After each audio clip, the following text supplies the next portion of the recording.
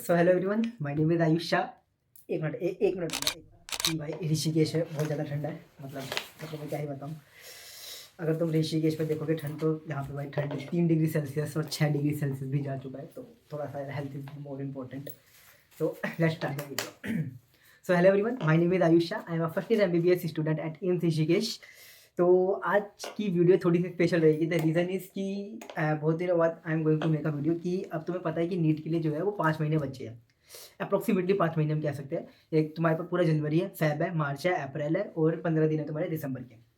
तो what should be your strategy ताकि तुम्हारे नीट में मैक्सिमम टू मैक्सिमम 650 प्लस आ सके, so that you can get a government medical college in NEET 2025। If you work hard तो हो सकता है कि आपको एम्स भी मिल सके या कोई अच्छा मेडिकल मिल सके, और हो सकता है कि आप मेरे कॉलेज में आ सको एज माई जूनियर्स। तो let's start with the video. तो 5 महीने की स्ट्रेटेजी बताने से पहले कि तुम्हारी क्या स्ट्रेटेजी रहनी चाहिए, मैं तुमसे, मेरे जो टीचर्स थे या मेरे जितने भी फ्रेंड्स थे या फिर कलीग्स थे, वो हमेशा मेरे से पूछते थे कि यार वाई नीट, मतलब नीट ही क्यों देना है यार। मार्केट में देखोगे तो IIT है, BHMS है, BDS है, BAMS है, BSc है। तुम चाहो तो BSc कर सकते हो, फिजिक्स में, केमिस्ट्री में, बायोलॉजी, बॉटनी में भी कर सकते हो। नीट ही क्यों देना है कि why do you want to be a doctor. तो यार इसका मेरा जो रीज़न था, मतलब एक काम करते हैं, अपने कमेंट्स में बताओ कि तुम्हारा क्या रीज़न है। पता चले तुम मेरा ही कॉपी पेस्ट कर दो। तो तुम अब कमेंट्स में बताना। बाकी अगली वीडियो में जो लॉन्ग वीडियो बनाऊंगा उसमें बताऊंगी what is my reason to become a doctor और why I want AIIMS as my medical college.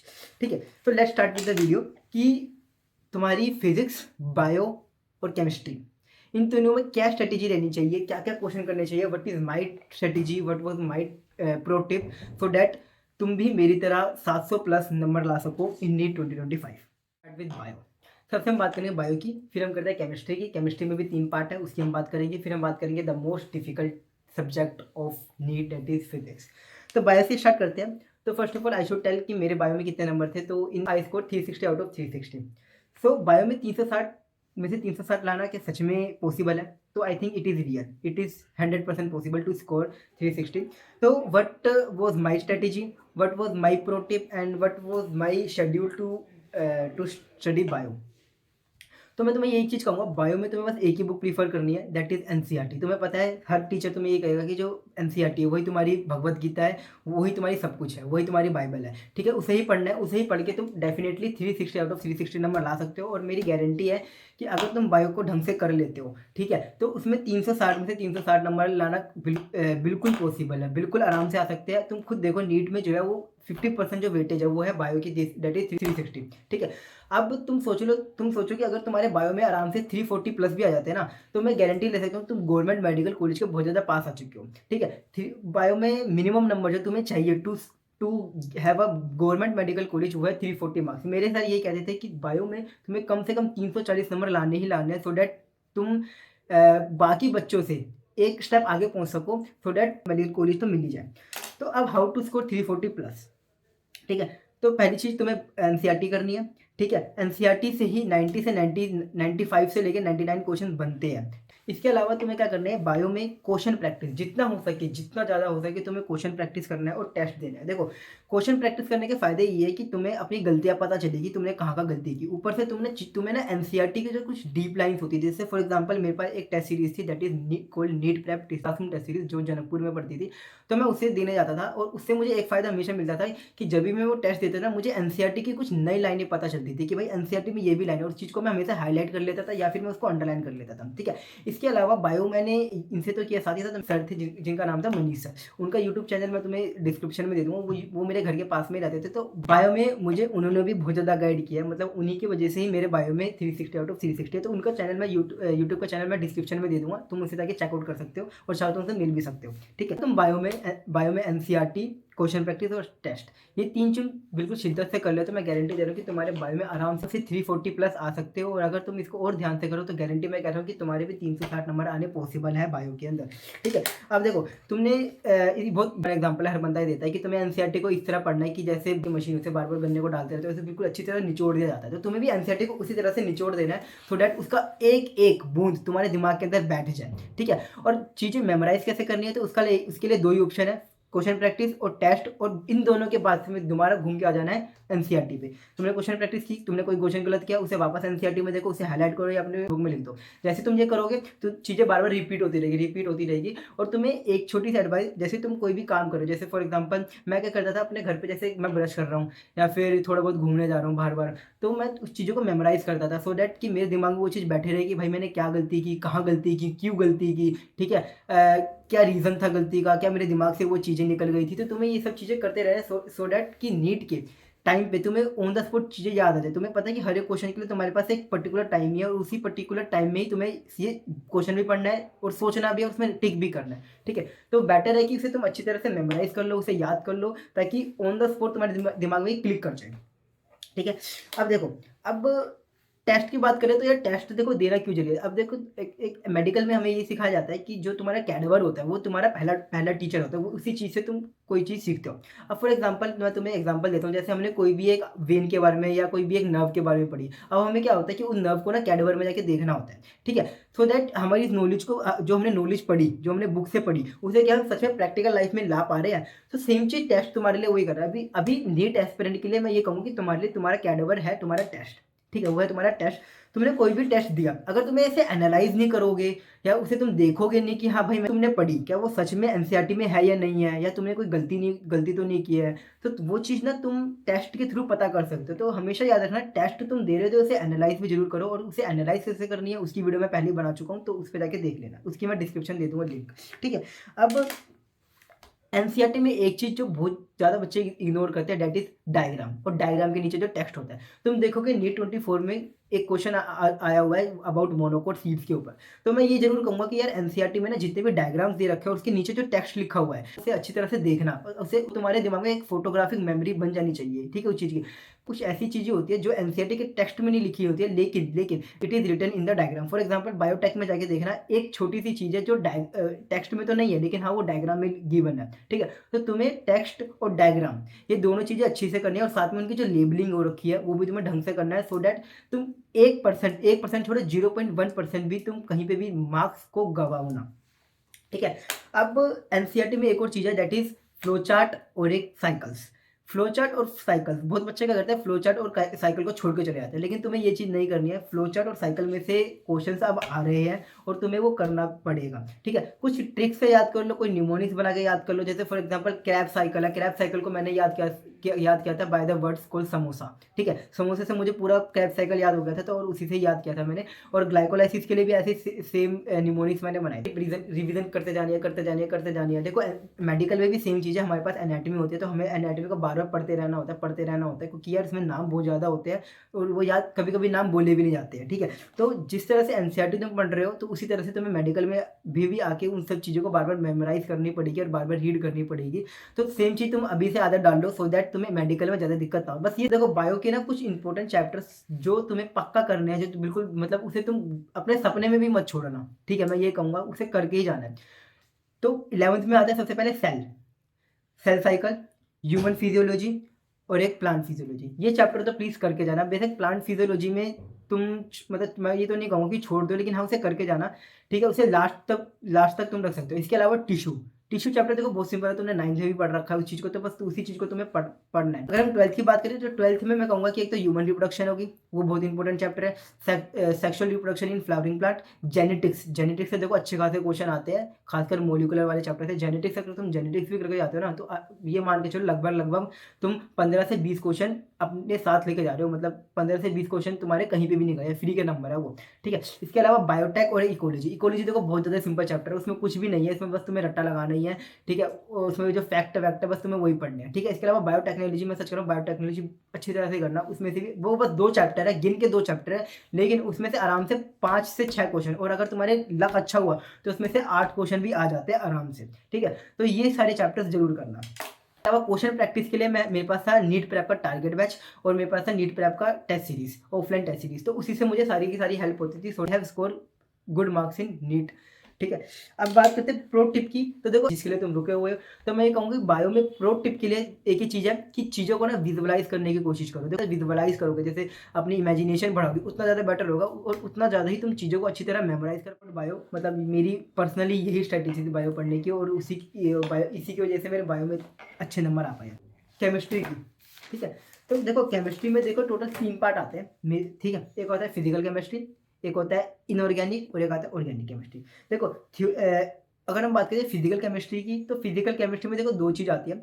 First is theoretical part और दूसरा सेकंड इज प्रॉब्लम सॉल्विंग। देखो फिजिकल केमिस्ट्री में तुम्हें थ्योरी भी आनी चाहिए, क्योंकि तुम देखोगे कि आजकल क्वेश्चन जो है वो इससे रिलेटेड भी बन रहे हैं कि भाई तुम बता दो, थ्योरी रिलेटेड भी क्वेश्चन बन रहे हैं, ठीक है। तो तुम्हें थ्योरी भी आनी चाहिए और प्रॉब्लम सॉल्विंग वो तो तुम्हें आनी चाहिए, क्योंकि वो तो मतलब पूरी केमिस्ट्री तो उसी पे ही है, पूरी की पूरी फिजिकल केमिस्ट्री तो उसी पे टिक रही है, ठीक है।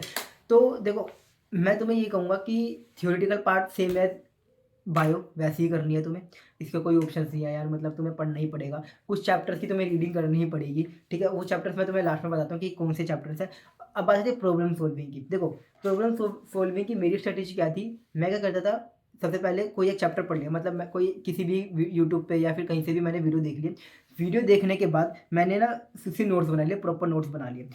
और जितने भी क्वेश्चंस होते थे, जैसे for example during the lecture कितने भी क्वेश्चंस हो रहे उसको मैं लिख लेता, प्रॉपर लिखता था क्वेश्चन, उसके साथ उसके आंसर।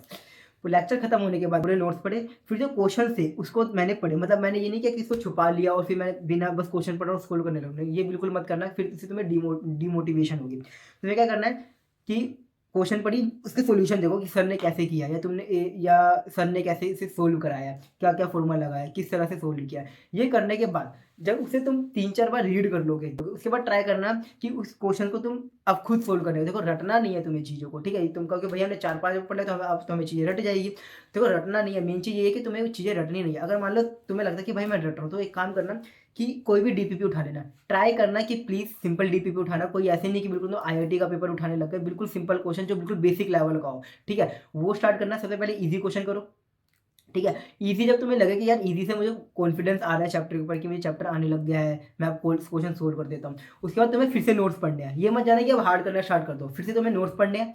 नोट्स पढ़ने के बाद फिर तुम्हें कॉन्फिडेंस आएगा, अब तुम्हें करने मॉडरेट क्वेश्चन, ठीक है। मॉडरेट क्वेश्चन करने के बाद जैसे तुम्हें लगे कि हाँ भाई अब हो चुका है, अब मुझे इस चैप्टर पे कॉन्फिडेंट आ चुका है, अब तुम्हें क्या करना है, इसके बाद तुम्हें कोई और चैप्टर उठा लेना है, ठीक है। लेकिन अब क्योंकि भैया इस चैप्टर की तैयारी नहीं करनी है भाई, तुम्हें तैयारी करनी है, अब तुम्हें चीज़ें जो है वो अगले दिन पढ़नी है, और तुम्हें करना क्या है, वो करना है पीवाईक्यू, ठीक है। तो पीवाईक्यू करोगे तो जैसे तुमने अगले दिन पीवाईक्यू किया, तो तुम्हें ना डेफिनेटली इस चीज़ का कॉन्फिडेंस पक्का हो जाएगा कि भाई नीट में अगर ये इस चैप्टर से क्वेश्चन आ गया तो तुम पक्का कर जाओगे, ये मेरी गारंटी है, तुम पक्का कर जाओगे। मैं भी यही करता था, टोटली मेरी स्ट्रैटेजी है ये।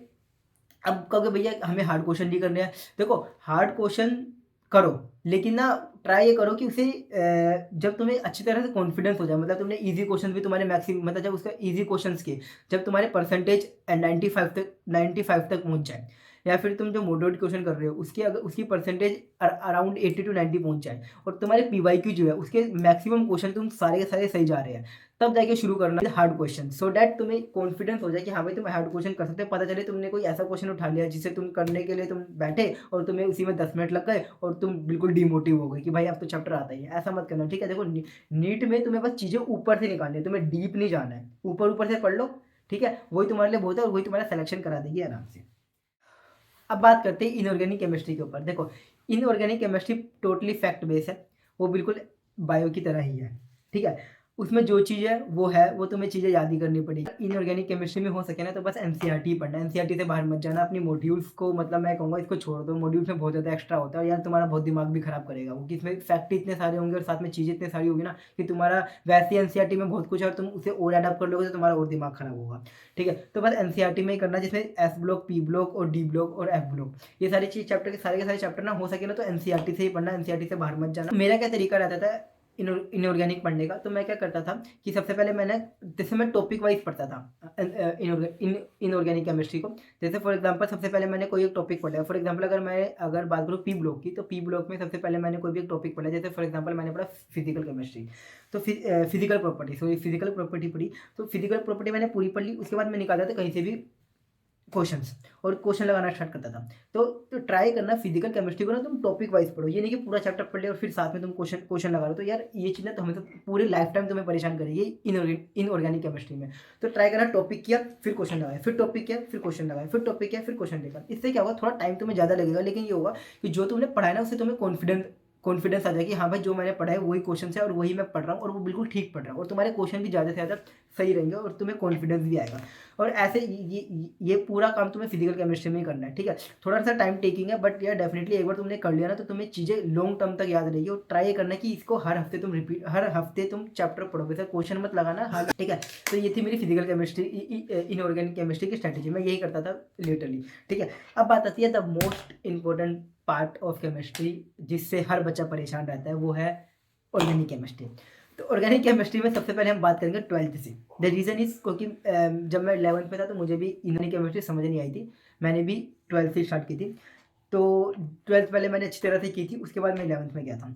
तो 12th में ना पूरी की पूरी एनसीईआरटी पढ़ना, ठीक है। मैं बता रहा हूँ मतलब 11th में जो स्टार्टिंग का पार्ट है ना वो तुम्हें उसमें तुम्हें टीचर की जरूरत पड़ेगी, तुम पहली बार ऑर्गेनिक केमिस्ट्री पढ़ोगे तो दिक्कत हो सकती है। लेकिन जो 12th वाली है ना, मैंने बताऊँ तो हमारे जो टीचर थे तो वो खुद कहते थे कि 12th में कोई ज़रूरत नहीं है तुम्हें नोट्स बनाने की, जो एनसीईआरटी में दिया है ना वही बहुत है।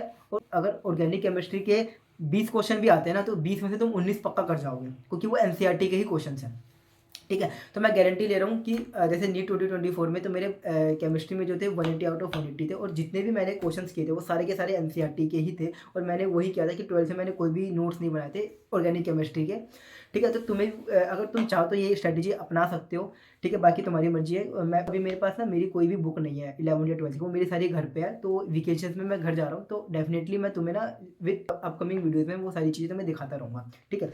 तो 12th तुम समझ गए कि 12th में तुम्हें कैसे करनी है, कि 12th में बस तुम्हें एनसीईआरटी ही करनी है और ट्राई करना कि अच्छी तरह से करना है। जैसे मैंने तुम्हें इनऑर्गेनिक का बताया ना स्ट्रेटेजी कि भाई तुम टॉपिक पढ़ो फिर क्वेश्चन लगाओ, टॉपिक करो फिर क्वेश्चन लगाओ, तो तुम भी वही करो, ठीक है। टॉपिक करो, टॉपिक पढ़ो क्वेश्चन लगाओ, टॉपिक करो क्वेश्चन लगाओ, और हो सके ना तो साथ में पीवाईक्यू भी कर लेना, सो दैट तुम्हें पता चल जाए कि हाँ भाई क्वेश्चन ज़्यादातर कहाँ कहाँ से आ रहे हैं। और एनसीईआरटी तुम्हें अच्छी तरह से पढ़ना, क्योंकि मुझे याद है 2023 में एक क्वेश्चन आया था, तो उसमें से पूछ लिया था, तो वो एनसीईआरटी का ही क्वेश्चन था, ठीक है। तो वो पढ़ के जाना, ठीक है। आप बात करते हैं 11th क्लास की। तो 11th क्लास की कैसे करनी है, देखो हाइड्रोकार्बन की बात करें तो हाइड्रोकार्बन में ना तुम्हें उसकी भी एनसीईआरटी पढ़नी है, वो भी पूरा वैसा ही है जैसे 12th का है, उसके बिल्कुल हाइड्रोकार्बन ही करें, क्योंकि उसके अलावा तुम्हें ज़रूरत नहीं है, ठीक है। वही कर लोगे, मैं कह रहा हूँ मोर देन इनफ है। तुम अगर उसी को अच्छी तरह से कर लेते हो, सारे रिएक्शंस को सारे रिएजेंट को अच्छी तरह याद कर लेते हो और उनकी वो कैसे एक्ट कर रहे हैं, ठीक है, वो पढ़ लेते हो तो वो मोर देन इनफ है, आराम से तुम अच्छे नंबर ले आओगे। अब बात आती है the most important, that is the organic chemistry, जो 11th की पहली आती है, ठीक है, जिसमें बहुत सारी रिएक्शंस हैं, बहुत सारे मैकेनिज्म्स हैं, वही सबसे ज़्यादा परेशान करते हैं। देखो मैं ये कहूँगा कि ऑर्गेनिक केमिस्ट्री स्टार्ट करने से पहले ना तुम कुछ चीज़ें कर लेना। जैसे फॉर एग्जांपल मैं कहूँगा पहले आईयूपैक हो गया, दैट इज़ दी नोमेनक्लेचर, उसे पहले कर लेना,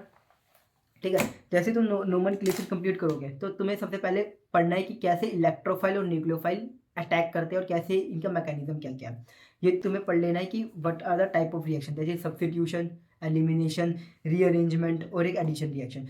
इनको समझ लेना अच्छी तरह से कि ये कैसे एक्ट करता है, क्योंकि ना देखो ज़्यादातर जो क्वेश्चन है ना, अगर तुम्हें ना इनके बेसिक कंसेप्ट पता है कि ये रिएजेंट जो है वो किस तरह से एक्ट कर रहे हैं, किस तरह से वो किसी भी एक सबस्ट्रेट पे जाके रिएक्ट कर रहा है, अगर तुम वो कर जाओगे, और मैं गारंटी ले रहा हूँ अगर तुम गलती से भी अगर वो रिएक्शन भूल गए हो तो तुम ना उस मैकेनिज्म से कि वो किस तरह से वो एक्ट करता है, रिएजेंट कैसे एक्ट करता है, तुम वो क्वेश्चन आराम से कर जाओगे, ठीक है। अब जैसे मेरा क्या तरीका रहता था, मैं ना प्लस मेरा तरीका, अगर कोई भी बॉन्ड है तो मैं उससे क्या करता था, तोड़ देता था और उसे प्लस माइनस में कर देता था, ठीक है। तुम्हें इफेक्ट्स हो गए, जैसे रेजोनेंस इफेक्ट हो गया, इंडक्टिव इफेक्ट हो गया, इलेक्ट्रोमैग्नेटिक इफेक्ट हो गया और हाइपर कंजुगेशन हो गया। इसके बारे में भी तुम्हें बेसिक नॉलेज होना चाहिए, ठीक है। अगर तुम इन सब की चैप्टर के बेसिक नॉलेज है तो मैं गारंटी दे रहा हूँ कि तुम्हें ऑर्गेनिक केमिस्ट्री में कोई भी प्रॉब्लम नहीं आएगी। मैंने भी यही किया था, बाकी बच्चे भी यही करते हैं, मैक्सिमम बच्चे, और तुम्हें भी यही करना है, और this is the only way to do organic chemistry, ठीक है। अब देखो what is the pro tip for chemistry, देखो केमिस्ट्री के लिए प्रो टिप यही है, एनसीईआरटी पढ़ना, ठीक है, मैकेनिज्म्स को अच्छी तरह समझ लेना, और तीसरा क्वेश्चन प्रैक्टिस और एक टेस्ट। मेन चीज इज दिस क्वेश्चन और एक टेस्ट। अगर तुम ये दोनों अच्छी कर लेते हो ना, तो ऑटोमेटिकली तुम्हारा ये ऑटोमेटिकली अच्छा हो जाएगा। क्योंकि यार क्वेश्चन मैं ये मानता हूँ कि पहले गलती करो, उससे सीखो, वो ज़्यादा बेनिफिट देता है तुम्हें। बहुत जने कहेंगे कि भैया हमें ना इंडिविजुअल टॉपिक दे दो, इंडिविजुअल मतलब सब्जेक्ट वाइज बना दो, तो यार उसकी वीडियो मैं बहुत जल्दी लाऊंगा, ठीक है। देखो अभी थोड़ी सी प्रॉब्लम हो रही है, क्योंकि एक तो यहाँ पे देखो मैं ऋषिकेश अभी अभी आया हूँ, तो थोड़ा मुझे सेटल होने में टाइम लग रहा है। और साथ ही साथ हमारे एग्ज़ाम्स है वो भी चल रहे हैं। मतलब तुम्हें बताऊँ तो यार मेडिकल लाइफ में ना यार मतलब हर हफ्ते टेस्ट होते रहते हैं। अभी मेरे रिसेंटली एग्ज़ाम खत्म हुआ है, दैट इज़ पीसीटी। मैंने उसे एक शॉर्ट वीडियो भी डाली थी, तो वो देखना बहुत मतलब बढ़िया। छोटी सी बात और एक छोटी सी बात यार, जो मतलब मैं कहना चाहता था कि यार थैंक यू सो मच आप सबका, कि फाइनली यार we are a family of 1000 people.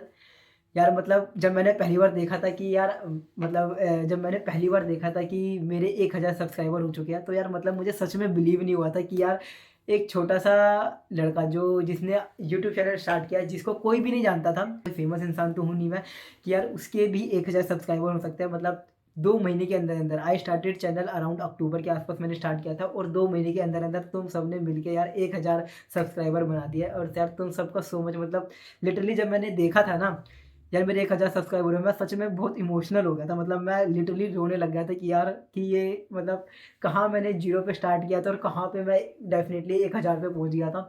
और डेफिनेटली अभी अब तुम देखोगे तो अभी हमारे 1100 हो चुके हैं, 1100 के आसपास, मतलब 1150 के आसपास हो चुके हैं। हो सकता है कि बाद में जाके बढ़ भी जाए। मतलब थैंक यू सो मच यार। मतलब देखो एक छोटी सी बात मैं कहना चाहूँगा यार, तुमने मेरे लिए इतना कुछ मेरे लिए किया है, मतलब फ्रॉम 0 to 1000। तो एक छोटी सी चीज़ है जो तुम्हारे लिए मैं इंट्रोड्यूस करना चाहता हूँ। एक छोटा सा गिफ्ट मैं तुम्हारे लिए लाया हूँ। द गिफ्ट इज़, मतलब देखो वो ना gift totally free of cost है, हर एक नीट एस्पिरेंट के लिए होगा। उसे मैं अभी रिवील नहीं करूँगा, उसके ऊपर मैं अभी काम कर रहा हूँ, थोड़ा सा टाइम लगेगा उसके उसे। मतलब देखो वो टोटली फ्री है। मेरे सब्सक्राइबर, नॉन सब्सक्राइबर और जितने भी मेरे व्यूअर्स हैं, जो भी मेरी वीडियो देखते हैं, उन सबके लिए है ये। बस वीडियो के साथ रहना, चैनल के साथ रहना। उसको मैं रिवील करूँगा। एक काम करते हैं, न्यू ईयर आएगा ना तब उसे रिवील करेंगे कि भाई क्या चीज़ तुम्हारे लिए आई है। मतलब मुझे थोड़ा सा यूनिक लगा वो करने के लिए, ठीक है। मतलब उसमें तुम्हें बहुत सारी चीज़ें तुम्हें नई सीखने के लिए भी मिलेगी, और साथ ही साथ तुम्हें ये पता चलेगा कि हाउ टू बी हिट के लिए कंसिस्टेंट होना ज़रूरी है, वो भी तुम्हें पता चलेगा, ठीक है। और यार दैट्स ऑल अबाउट इट। और यार तुम सबका थैंक यू सो मच कि भाई तुम सबने मुझे आज 1000 सब्सक्राइबर पे बुलाया। और यार हमने छोटी सी सेलिब्रेशन भी की थी 1000 सब्सक्राइबर की, तो उसकी वीडियो भी बहुत जल्दी मैं यूट्यूब पर डाल दूंगा, सो डैट तुम्हें भी पता चले कि यार कि एक हॉस्टल में किस तरह से सेलिब्रेशन की जाती है चीज़ों की, ठीक है। बाकी यार तुम्हें आगे अगली वीडियो किस चीज़ पे चाहिए यार, मुझे प्लीज़ कमेंट से बताना, so that I could know कि यार मुझे अगली वीडियो किस चीज़ के ऊपर बनानी है। That's all about the video. तब तक के लिए बाय, ठीक है, बाय।